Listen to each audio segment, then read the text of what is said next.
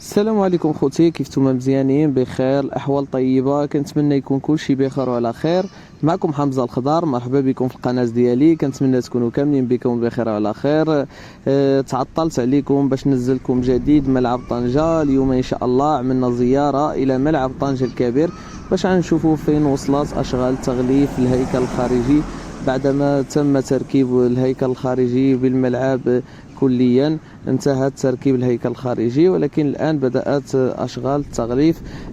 تعطلت عليكم بسيمانة ما صورتكمش الأشغال بهذا الملعب، حيث حقيقة الأشغال في هذا الملعب ما كتعرفش تطورات كبيرة، يعني الأمور ماشية بواحد البطء. ولهذا داز سيمانة وغنبقى نعمل لكم فيديو من سيمانة لسيمانة باش نشوفوا الأشغال فين وصلت.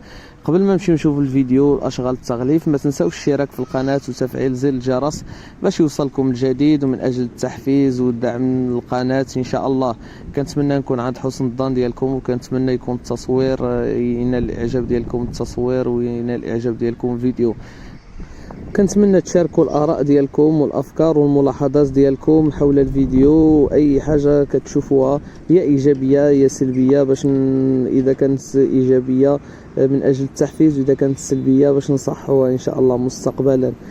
فهاد المنطقة هذه اللي كتبان أمامكم هي المنطقة 10، يعني الباب 10 ديال الملعب هنايا.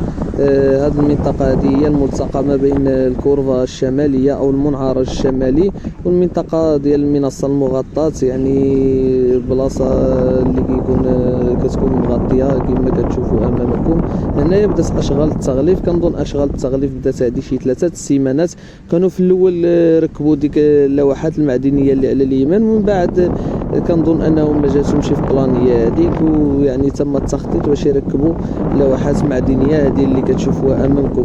في الاول كيركبوا ديك اللوحات المعدنيه المخططه كمرحله اولى، ومن بعد كيعملوا شي الخطوط، يعني واحد اللوحات معدنيه رقيقه.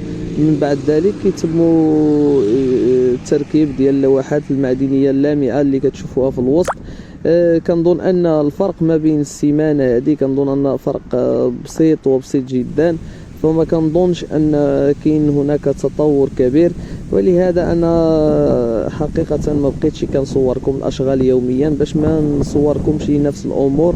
يعني كل اسبوع غنبقى نعمل لكم جوله ان شاء الله من الحد للحد ان شاء الله. انتظروا الفيديو ديالنا وغنعمل لكم جوله كامله على الملعب دابا باش تشوفوا واش كاين شي تغيرات في الملعب وفي الاشغال. كنتمنى ينال الاعجاب ديالكم الفيديو ان شاء الله. باقي خليكم معنا حتى الاخر باش نعملوا جوله كامله على الملعب. كنتمنى يكون نال الاعجاب ديالكم الفيديو، وما تنساوش تكتبوا لنا الاراء ديالكم حول الفيديو والملاحظات ديالكم، يا كانت ايجابيه او سلبيه.